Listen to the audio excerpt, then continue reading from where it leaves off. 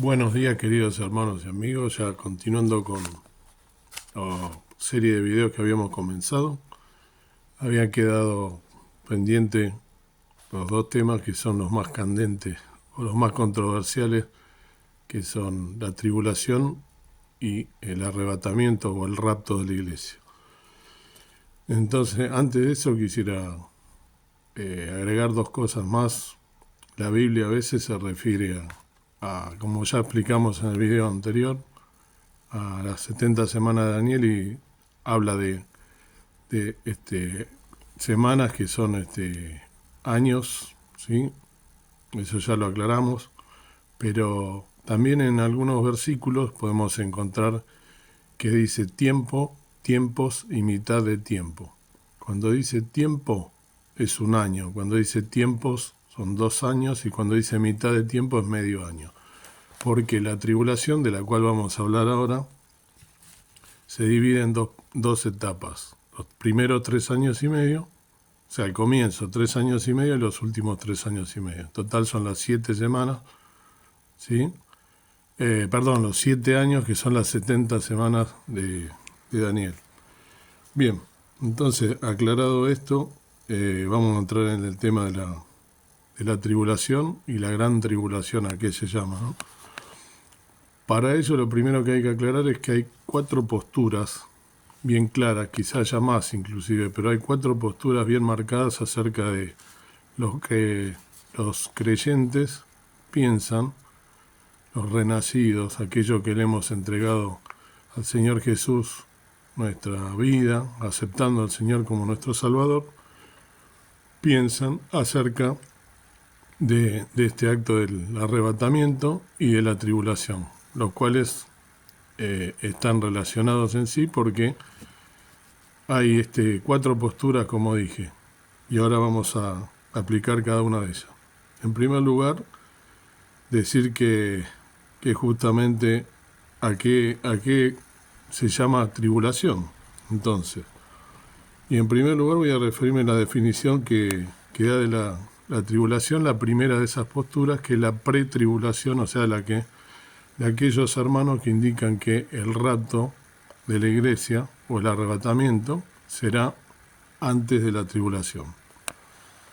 Entonces dirán que es un periodo futuro de 7 años cuando Dios terminará su disciplina con el pueblo de Israel y finalizará su juicio del mundo incrédulo. La iglesia, compuesta por todos los que han confiado en la persona y obra del Señor Jesucristo, pero hice las anotaciones correspondientes porque es muy largo. El Señor Jesús, para salvarlos de ser castigados por el pecado, no estará presente durante la tribulación. Esta, como dije, la postura pretribulación. Ahora les voy a leer las otras 3 posturas que hay. Hay una postura de lo que se llama medio tribulacionismo. Enseña que el rapto ocurre en el punto medio de la tribulación, es decir, cuando terminan los 3 primeros años y medio, como dije recién que se divide en 2. En ese momento suena la 7ª trompeta, de la cual habla Apocalipsis 11:15. Después ustedes busquen por favor los pasajes, algunos voy a leer, otros no, porque es muy largo, pero les estoy dando la cita. La iglesia se encontrará con Cristo en el aire, y luego los juicios de las copas se derramarán sobre la tierra, en Apocalipsis 15:16 a continuación, en un tiempo conocido como la gran tribulación. En otras palabras, el rapto y la segunda venida de Cristo para establecer su reino están separados por un periodo de 3 años y medio, según este punto de vista. Y según este punto de vista, la iglesia pasa por la primera mitad de la tribulación, pero se salva o no estará presente en la peor tribulación en los últimos 3 años y medio. Hay otra postura que es el post-tribulacionismo, que enseña que el rapto ocurre al final o cerca del final de la tribulación, o sea, cerca del final de las 70 semanas de Daniel o cerca del final de los 7 años. En ese momento la iglesia se encuentra con Cristo en el aire y luego regresará a la tierra para el comienzo del reino de Cristo en la tierra. En otras palabras, el rapto y la segunda venida de Cristo ocurren casi en simultáneo. Y por último, la última postura del rapto, antes de la ira, ¿sí? Antes de la ira de Dios. Casi todos lo olvidan, esta postura. Dice que el rapto ocurre antes del gran día de ira, en Apocalipsis 6:17. Según el punto de vista anterior a la ira, que es este último que estoy mencionando, los creyentes pasarán por alguna tribulación, pero no en el tiempo de la ira de Dios, justo antes del final de la tribulación, que habla San Mateo 24:21, cuando el Señor Jesús le está hablando a sus discípulos. La iglesia soportará la furia de Satanás y la persecución del hombre, pero se librará de la ira de Dios. Antes de que Dios derrame su juicio final sobre el mundo, la iglesia será arrebatada al cielo.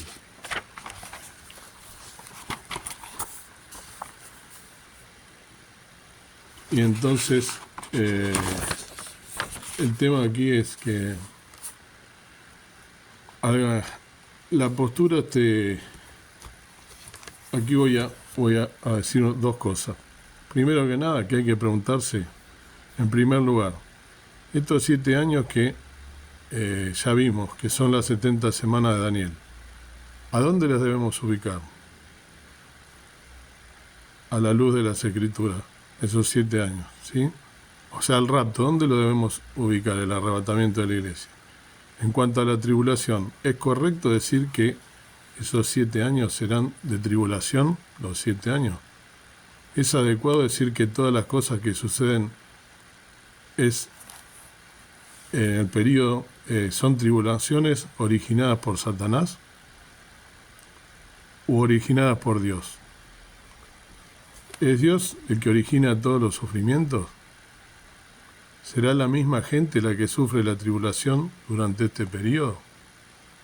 Todas estas preguntas deberíamos hacernos, ¿sí?, si queremos analizar realmente las palabras del Señor.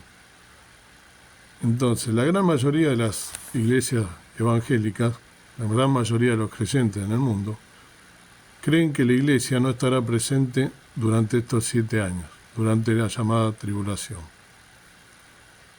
Las personas que creen en el rapto o arrebatamiento pretribulación, que es la primera postura que leí, que es la gran mayoría, insisto, dirán que durante este periodo Dios derramará su ira y que constituye el juicio de Dios sobre este mundo y que la iglesia no tiene nada que ver con esto. Entonces debemos preguntarnos si en la Biblia hay un texto donde diga claramente que la ira de Dios será derramada durante esos 7 años y que todo el periodo será de tribulación y colocar el rapto dentro de ese periodo. ¿Hay un texto que lo diga? Responderemos a la luz de la Biblia. Los últimos 7 años se inician con un pacto, un acuerdo, y uno de esos pactos es que el templo estará funcionando, el templo de Jerusalén me refiero. Es decir, que los primeros años serán de cierta estabilidad, de paz, ¿sí? Y voy a agregar algunas preguntas más que deberíamos hacernos cuando queremos hablar del arrebatamiento, del rapto, el cual también ahora después voy a tratar de explicar un poco más cómo será este acto. Tendríamos que preguntarnos, por ejemplo, ¿cuál es la diferencia bíblica entre los términos tribulación e ira? ¿Cuáles son las implicaciones de 1 Tesalonicenses 5:9 con respecto al rapto? ¿Qué revela Jesús en sus enseñanzas de Mateo 24, del 36 al 42, acerca del arrebatamiento? También en Mateo 24 el término fin aparece algunas veces. ¿Cuál es específicamente el fin al que Jesús se refiere en San Mateo 24:14? La gran tribulación, ¿a quién va dirigida según lo revelan las Escrituras? ¿Cuál es la diferencia entre gran tribulación y la gran tribulación? ¿La gran tribulación sucederá antes o después de la abominación desoladora? ¿Qué soporte bíblico? ¿Qué versículos podemos utilizar en todas nuestras respuestas? ¿Cuál es el propósito de la apostasía de 2 Tesalonicenses 2? ¿Qué quiere decir la Biblia con el término apostasía? ¿Cuál es la diferencia entre el día del Señor y el día de Cristo? ¿Es lo mismo? Bueno, y así podríamos. Hay muchas preguntas. Después que le interese se las envío. Pero son 28 preguntas base, podrían ser más inclusive. Bien. Entonces, normalmente dice que la gran tribulación es la última mitad de la tribulación. En San Mateo 24:21 Jesús dice, porque habrá entonces grande aflicción. En algunas versiones dice una gran tribulación, cual no ha habido desde el principio del mundo hasta ahora ni será. En este versículo Jesús se refiere al evento de San Mateo 24:15, que describe la revelación de la abominación desoladora. El hombre también conocido como el anticristo, ¿sí? Además Jesús en San Mateo 24, del 29 al 30, declara que el Hijo del Hombre aparecerá en el cielo, y entonces todas las tribus de la tierra harán duelo. Y agregan que en el versículo 21 Jesús define la gran tribulación como el comienzo de la revelación de la abominación desoladora.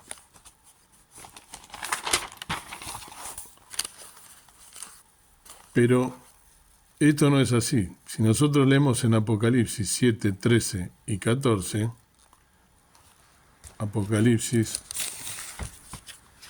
7,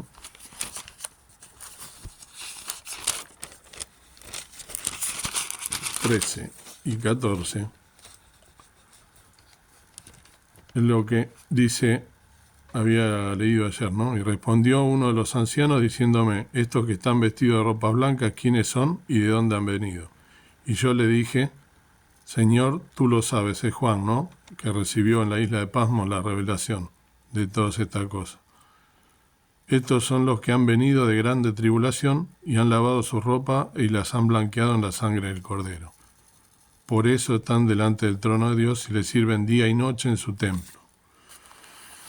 Entonces, allí los mismos creyentes pretribulacionistas dirán que esos son los santos que habrá después del rapto. Pero, ¿a dónde dice en la Biblia que en medio de la ira de Dios habrá santos? El único texto donde se menciona gran tribulación es aquí. Y son los santos perseguidos por su declaración de fe. Serán santos que vendrán del cielo, lo aclara en el versículo 15. Dice, por eso están delante del trono de Dios y les sirven día y noche en su templo, y el que está sentado en el trono tenderá su pabellón sobre ellos. En ningún lugar de la Escritura dice que esto será después del rapto. Por supuesto que estarán pensando en 1 Tesalonicenses 5:9, donde dice que Dios no nos ha puesto para ira, sino para alcanzar salud, ¿sí? Por medio de nuestro Señor Jesucristo. Y también se basa en Apocalipsis 3:10, cuando le habla a la iglesia de Filadelfia. Le dice, porque has guardado mi palabra y no has negado mi nombre, por eso yo te salvaré de la hora de la tentación que ha de venir en todo el mundo, ¿no? Eso en Apocalipsis 3:10. La gente o los hermanos creyentes pretribulacionistas dicen esto basado en estos dos versículos. Yo voy a aclarar en realidad de dónde viene esta postura, que en realidad a la gran mayoría de los creyentes nos la han dicho desde chicos, ¿sí? Diciendo toda esta postura basada en estos